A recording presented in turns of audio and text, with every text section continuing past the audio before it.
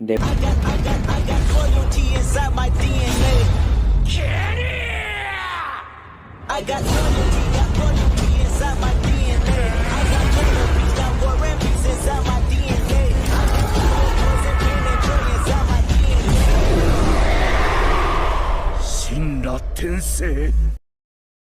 जैसे ही गोकू और वेजिटा का फ्यूज़न कंप्लीट होता है, ब्रोली को एक ऐसे बीइंग की ताकत महसूस होती है जिसे उसने कभी भी महसूस नहीं की थी।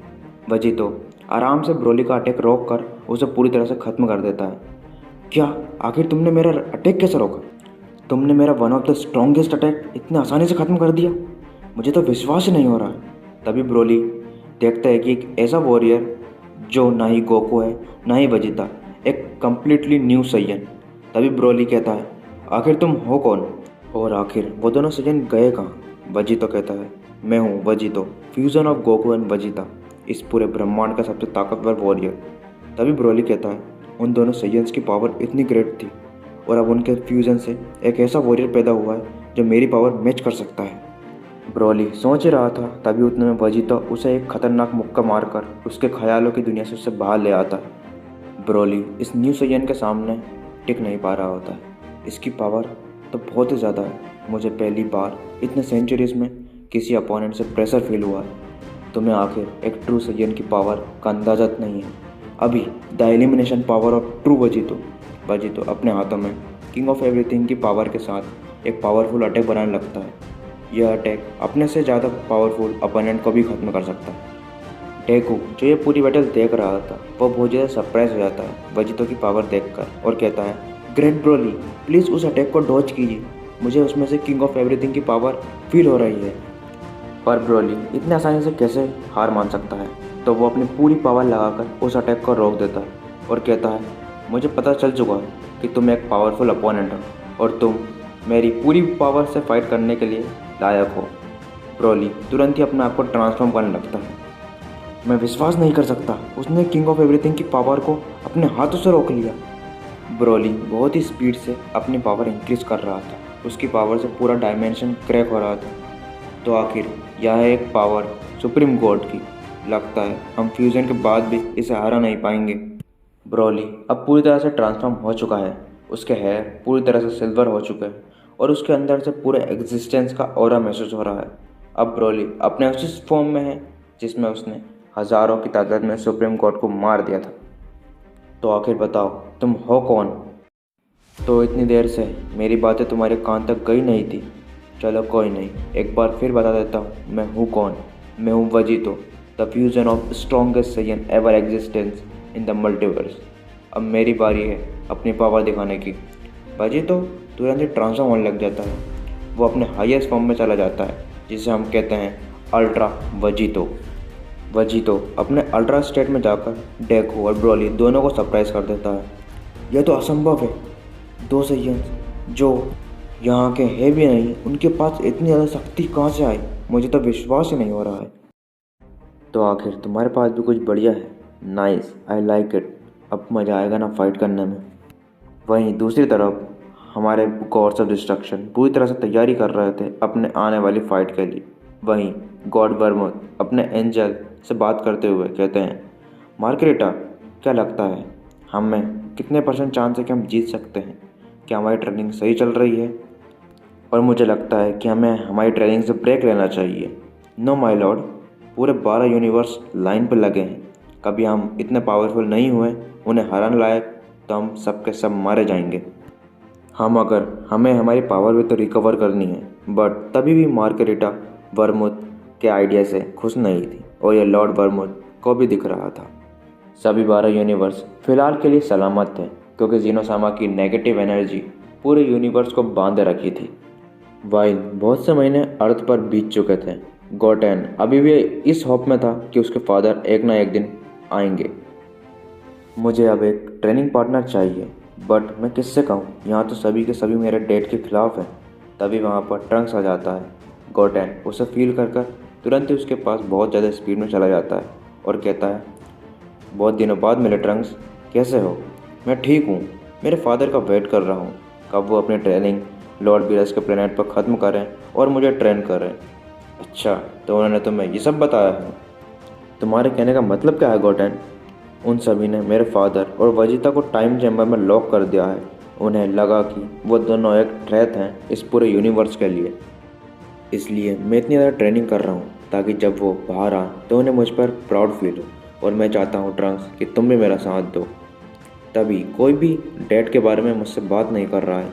अब हम दोनों इतने ट्रेनिंग करेंगे कि जब वो बाहर आएंगे तो उन्हें हम पर प्राउड फील होगा। मीनवाइल बीरस के प्लेनेट पर लॉर्ड बीरस ने एक न्यू ट्रांसफॉर्मेशन अचीव कर ली जो सारे गॉड ऑफ डिस्ट्रक्शन के पावर से सुप्रीम है। वहीं दूसरी तरफ ग्रैंड प्रिंस भी अपने प्राइम फॉर्म में आ चुके थे। मीनवाइल सुप्रीम डायमेंशन में हमारे दोनों वॉरियर बहुत ही इंटेंस फाइट कर रहे थे। दोनों ही एक दूसरे के समान थे। तभी पूरा मल्टीवर्स कांपने लगता है और वो और किसी के कारण नहीं, वजीतो के कारण। वजीतो अपनी पावर जीनोसामा की पावर के साथ मर्ज कर रहा था। ब्रोली महसूस कर पा रहा था कि वजीतो की पावर कम होने की जगह बढ़ती ही जा रही है। आखिर इसकी पावर इतनी तेज़ी से कैसे बढ़ रही है? कहीं ये मेरी तरह लेजेंडरी सुपर साइयन तो नहीं? वजीतो की पावर हर सेकंड कितने ही गुना बढ़ रही थी। उसकी पावर के कारण सब जो डिस्ट्रक्शन ही डिस्ट्रक्शन हो रहा था।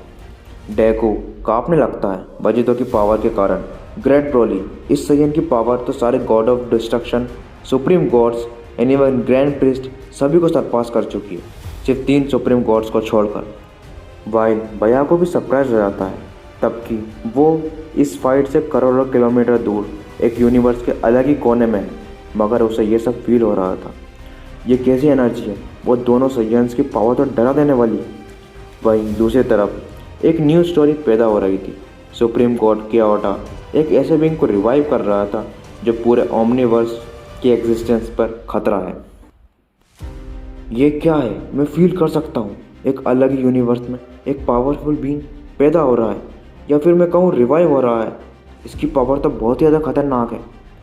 वहीं हमारे साइयन्स की फाइट खत्म होने का नाम ही नहीं ले रही थी, पर ब्रोली अब तैयार हो चुका था सब कुछ खत्म करने के लिए। तुम्हारी पावर कमाल की है, पर तुम अभी मेरे मुकाबले कुछ नहीं हो। मैं हूँ legendary ultra super Saiyan god. Broly अपनी पावर और तेज़ी से बढ़ाने लग जाता है, जिसके कारण उसकी मसल्स भी बढ़ी जाती है। तभी ब्रोली वजीतो को एक जोरदार मुक्का मारता है, जिससे वह बेहोश हो जाता है। तुम दूसरे सबसे खतरनाक बीइंग हो जिसने मुझे मेरी इस लिमिट तक पहुंचा दिया है। तभी ब्रोली अपने बेस्ट फॉर्म में आ जाता है। कुछ दिन बीत जाते हैं, वजीता और गोकू उठ जाते हैं। तो आखिरकार तुम दोनों उठ ही गए। मैं तुम्हें कभी मारना चाहता ही नहीं था, मैं तो बस देखना चाहता था कि तुम दोनों कितने ताकतवर हो। ओह, मैं समझ गया। मुझे भी माफ़ करना आप पर अटैक करने के लिए। वेल, तो फ्यूज़न आउट ऑफ सिलेबस था। उस फ्यूज़न की पावर तो कमाल की थी। अब बताओ तुम मेरे वर्ल्ड सुप्रीम में क्यों आए हो? हमें उस ग्रैंड प्रिंस ने और जीनोसामा ने टाइम चैम्बर में बंद कर दिया था। अच्छा, तो मैं देख सकता हूँ वो दोनों अभी तक जिंदा हैं। गोकू सब कुछ बता देता है, शुरू से लेकर लास्ट तक उसके साथ जो भी हुआ था। ठीक है, मैं समझ गया हूँ। तुम दोनों का मेरे वर्ल्ड में हर वक्त वेलकम है, तुम कभी भी आ सकते हो। फिर गोकू और वजीता अपने पावर से टाइम चैम्बर की तरफ एक पोर्टल खोल देते हैं। फिर टाइम चैम्बर के अंदर अपनी पावर को और इंक्रीज कर अर्थ पर एक पोर्टल खोल देते हैं। पर जैसे ही गोकू और वजीता वहाँ से बाहर आते हैं, उनकी की के कारण सारे गॉड्स, ग्रैंड प्रिस्ट, इवन जीनोसामा को पता चल जाता है कि वो दोनों बाहर आ चुके हैं, और उनकी पावर के कारण पूरे 12 के 12 यूनिवर्स कांपने लगते हैं। गोटेन और ट्रंक्स भी अपने फादर की महसूस कर उनके पास चले जाते हैं। गोटेन तुरंत ही गोकू को देखकर उसे गले लगा देता है, साथ ही ट्रंक्स भी यही करता है। मैंने भी तुम्हें बहुत ज़्यादा याद किया गोटेन, और मैं देख सकता हूँ कि तुम कितने ज़्यादा पावरफुल बन चुके हैं। I am proud of you. Hello dad, मैंने आपको बहुत ज़्यादा याद किया। मॉम ने कहा था कि आप लॉर्ड बीरस के प्लानट पर ट्रेन कर रहे हैं। डोंट वरी, उन्हें तो मैं हैंडल कर लूँगा, और मैं देख सकता हूँ कि तुम बहुत ज़्यादा ताकतवर हो चुके हो। You fill me with the pride. तभी बीरस वहाँ पर आ जाता है। हाउ, कैसे? वो दोनों उस डायमेंशन से बाहर कैसे आ गए? मैं भी बहुत ज़्यादा सरप्राइज, इवन फादर के सील के बावजूद। कुछ तो बात है इन दोनों में। क्या बात है? शिकार खुद अपने शिकारी के पास आ चुका है। अब मज़ा आएगा ना। तुम्हें क्या लगता है तुम मुझे हरा पाओगे? कभी नहीं। बीरस अपनी पावर इंक्रीज करने लगता है और अपने उस फॉर्म में जाने लगता है जिससे वो सारे गॉड ऑफ डिस्ट्रक्शन से ऊपर जा चुका था। पर जैसे ही गोकू देखता है कि बीरस अपनी पावर इंक्रीज कर रहा है, वो उसे एक एयर पंच मारता है जिससे बीरस प्लैनेट से बाहर जाकर गिरता है। अब हम यहाँ फाइट करेंगे ताकि उन सिविलियंस को खतरा ना हो। बीरस वापस अपनी पावर को इंक्रीज करने लगता है और अपने हाईएस्ट फॉर्म में आ जाता है। हा, तुम इसे पावर कहते हो? तुम पीछे हटो, क्या करो इस समय मैं देख लेता हूँ। वेजिटा तुरंत ही अल्ट्रा ईगो में ट्रांसफॉर्म हो जाता है, जिसे देखकर विश और बीरस दोनों के मुंह से खुशी हट जाती है। विश भी वेजिटा पर अटैक करने जा ही रहा था, तभी गोकू सामने आकर विश पर एक बहुत ही पावरफुल ब्लो हिट करता है, जिससे विश करोड़ों किलोमीटर दूर जाकर गिरता है। आखिर उसने मुझे मारा कैसे? ये तो असंभव है। तभी वहाँ पर हिस्ट्री की सबसे पावरफुल फाइट शुरू हो जाती है। विश और वीरस के ट्रेनिंग के बावजूद गोकू और वेजिटा उनके साथ बच्चों की तरह खेल रहे थे। उन दोनों का मानना है हमें गोकू किसी भी हालत में हम फिर सुपर ड्रैगन बॉल की मदद से सबको रिवाइव कर सकते हैं। ठीक है ज़ेनोसामा, मैं समझ गया। फिर गोकू एक छोटा सा की ब्लास्ट विश पर फेंक देता है, जिससे विश पूरी तरह से खत्म हो जाता है। बीरस बहुत ही ज़्यादा डर जाता है कि गोकू ने सिर्फ एक सिंगल अटैक से विश को एग्जिस्टेंस से ही मिटा दिया। आखिर एक मोटर एंजल को कैसे मार सकता है? ये तो कमाल है। तभी बीरस के पीछे से आवाज़ आती है, अब तुम्हारा टाइम आ चुका है। तभी वहाँ पर ग्रैंड प्रिस्ट और सारे गॉड ऑफ डिस्ट्रक्शन और एंजल्स भी आ जाते हैं, और वो देखकर हैरान हो जाते हैं कि सबसे powerful God of destruction Beerus easily हार चुका है। तभी ग्रैंड प्रिस्ट भी अपनी पावर इंक्रीज करने लगते हैं। अब शुरू होगी असली fight, a fight between a Saiyan and a fight between a God.